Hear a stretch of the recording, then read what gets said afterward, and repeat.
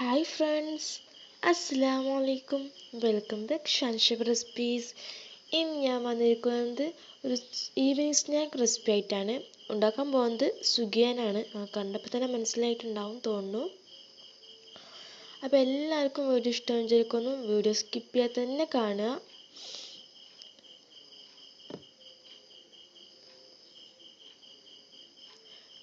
പിന്നെ ഇന്നലായിരുന്നു video upload ചെയ്യണത്. കുറച്ച് പ്രശ്നങ്ങൾ കാരണം വീഡിയോ അപ്ലോഡ് ചെയ്യാൻ പറ്റിയില്ല.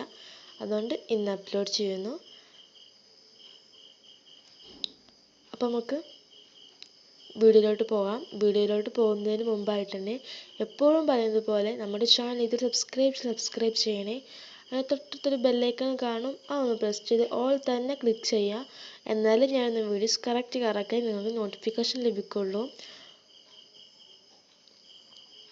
ഇനി നമുക്ക് വീഡിയോയിലോട്ട് പോകാം. അതിനായിട്ട് 6 മണിക്കൂർ മുമ്പ് കുതിർത്ത് വെച്ചതാണിത്.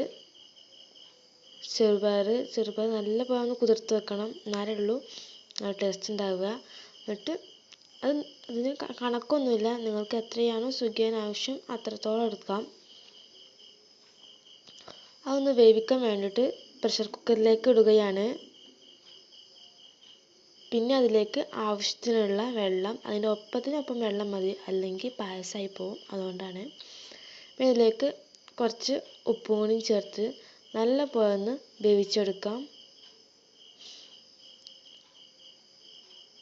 ഒരു 2-3-4 വിസിൽ വന്നാൽ നമുക്കത് ഓഫ് ചെയ്യാം. ഓവർ വിസിൽ വന്നാൽ അടിഭാഗം കരിഞ്ഞു പോകും.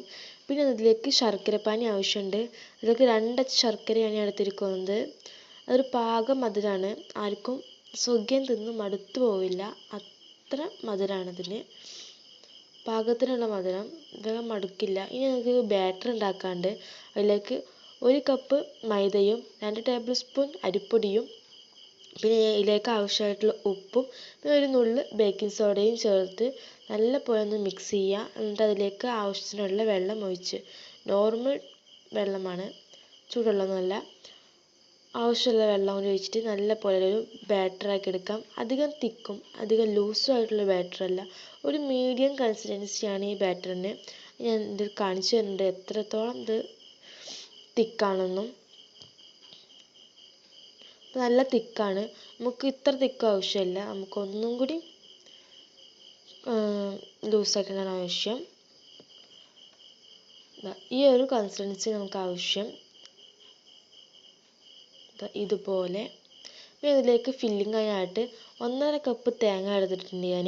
അതിലേക്ക് ഒരു 1/2 കപ്പ് അവിൽ നിങ്ങൾക്ക് നിങ്ങളുടെ ഇഷ്ടം അനുസരിച്ച് എടുക്കാം. ചിലപ്പോൾ കൂട്ടും കുറക്കൊക്കെ ചെയ്യേണ്ടി വരും. അതൊന്ന് മിക്സ് ചെയ്തതിന് ശേഷം അതിലേക്ക് നമുക്ക് നേരത്തെ വേവിച്ച് വെച്ച ചെറുപയർ ചേർത്തെടുക്കാം. കണ്ടോ, ഒപ്പത്തിനൊപ്പം വെള്ളം വെച്ചപ്പോഴാണ് ഇത് കറക്റ്റ് പാകത്തെ വന്നത്. ചെറുപയർ നിങ്ങൾക്ക് ഇത് ആവശ്യാനുസരണം ഇതിലേക്ക് ഇട്ടെടുക്കാം. ഞാനൊരു 3/4 ഭാഗത്തോളം ഇട്ടെടുത്തിട്ടുണ്ട്. അത് നല്ല പോലെ ഒന്ന് മിക്സ് ചെയ്യുകയാണ്. അതിലേക്ക് 1 ടീസ്പൂൺ ഏലക്കപ്പൊടി കൂടി ചേർത്തിട്ട് നല്ല പോലെ ഒന്ന് കുഴച്ചെടുക്കാം. നല്ലപോലെ മിക്സ് ചെയ്തതിന് ശേഷം വേണം നമുക്ക് ഇതിലേക്ക് ശർക്കരപ്പാനി ചേർത്തെടുക്കാൻ.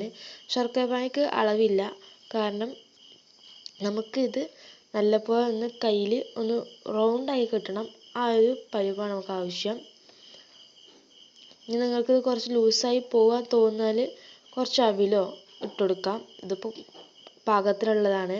എന്നിട്ട് ഇങ്ങനെ നമുക്ക് റൗണ്ടാക്കിയിട്ട് ബോൾസ് ആക്കിയിട്ട് എടുക്കാം. ഇതുപോലുള്ള ബോൾസായി കിട്ടണം. ഇങ്ങനെ കിട്ടുന്ന പാകമായിരിക്കണം നമ്മുടെ ഫില്ലിങ്.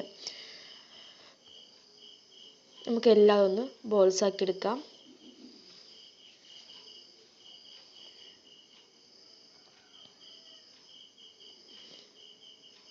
ഇപ്പം എല്ലാം ബോൾസാക്കി എടുത്തിട്ടുണ്ട്. ഇനി നമുക്കിത് ഫ്രൈ ചെയ്തെടുക്കാൻ വേണ്ടുള്ളൂ. ബാറ്ററിൽ മുക്കുക, ഫ്രൈ ചെയ്തെടുക്കുക, ഇത്രയേ ഉള്ളൂ.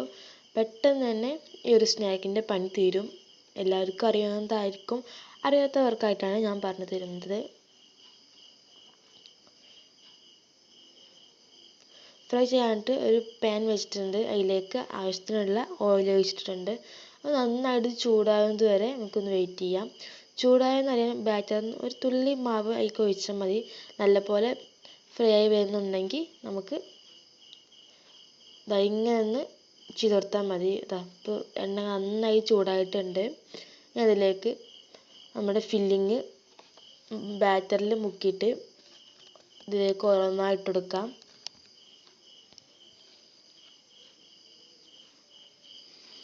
വളരെ സിമ്പിളായിട്ടുള്ളൊരു സ്നാക്കാണ്. പെട്ടെന്ന് തന്നെ ഉണ്ടാക്കി തരും. ഒരു അരമണിക്കൂറിൻ്റെ ആവശ്യമുള്ളൂ.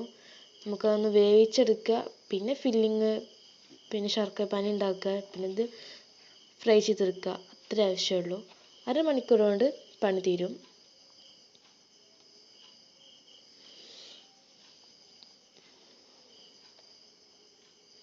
പിന്നെ എണ്ണ നന്നായി ചൂടായതിനു ശേഷം ഫ്ലെയിം കുറക്കേണ്ട ആവശ്യമൊന്നുമില്ല. പെട്ടെന്ന് തന്നെ നമുക്കിത് റെഡിയാക്കി എടുക്കാം.